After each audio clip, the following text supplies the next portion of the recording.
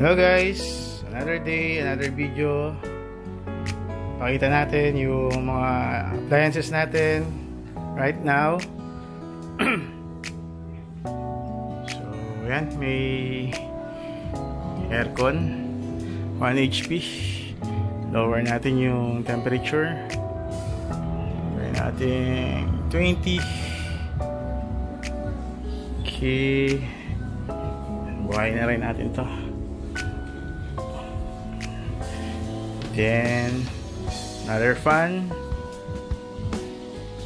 Todo na natin yan. Okay. Then another aircon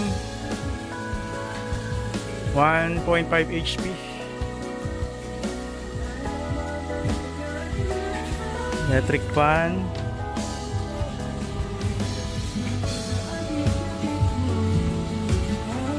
TV, ilaw, JBL, another electric fan, refrigerator, and cooker, stove, electric stove.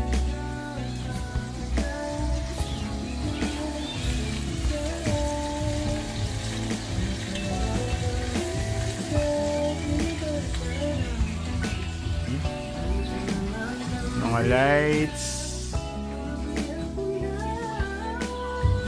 CR, usahan natin yung ilaw, usahan natin yung exhaust fan. Okay, so check natin yan.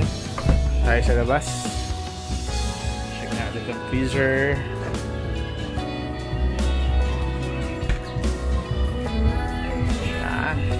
Okay. So, punta tayo sa labas. At ilaw. Then dito, may another freezer pa tayo dito. Alpicool. Ayan. So, this is also a freezer. Ayan. Small freezer, pang camping. Okay, ano pa? Dito sa shop, so natin yung electric fan. Number 3. Buhayin natin yung computer, desktop computer. Buhay na ba? Yun, buhay na. Okay, so yan, working na rin. At may ilaw pa tayo dito. Ayan. So ano pa? Ano pa yung pwede natin buhayin? Wala na. Buhayin na natin lahat ng this one, may paibendo. Buhayin natin to. Okay. So yun na lahat. Almost ng appliances natin sa bahay. Maliit lang naman yung bahay ko. At ito yung ating solar inverter na hybrid on-grid day. Okay, so makita natin kung ano yung usage natin. And as you can see, ito yung mga battery natin. 14 kilowatts. LiFePO 4. At tingnan natin. Touchscreen to guys.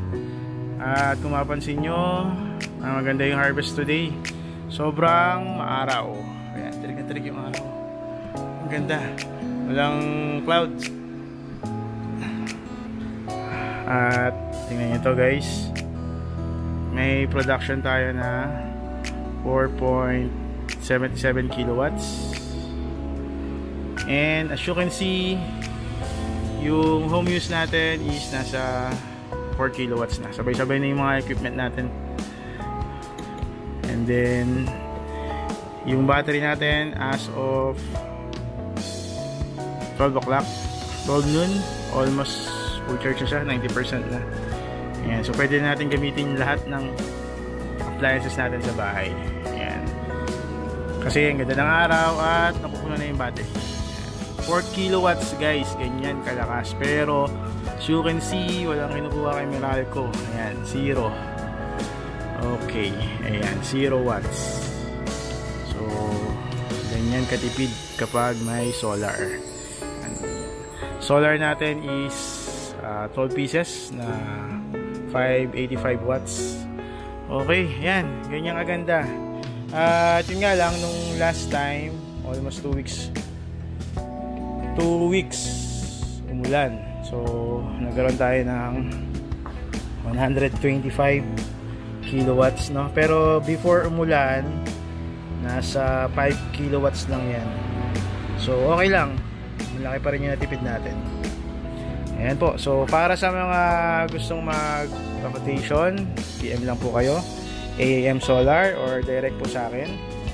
Ayan, so ito po yung in-offer natin na 6 kilowatts. 5 kilowatts to, pero in-offer natin 6 kilowatts na hybrid inverter, hybrid on-grid. Ayan, para naman po sa mga gusto mag-DIY, yung maliit lang ang load nya, meron po tayo dito 4.3 hybrid off-grid naman po ito. 24 volt system po yan. So yan po ay 37,000 at bibilhan nyo na lang po ng battery and solar panel. Plug and play na po yan, sasabit nyo na lang po sa wall and kompleto na po yung safety devices nya. Ayan, so solar panel, AC input, and then ito naman yung sa output ng inverter. Ayan, kompleto na po yan, sabit na lang. PM lang po. Maraming salamat po, Albert Pangilinan.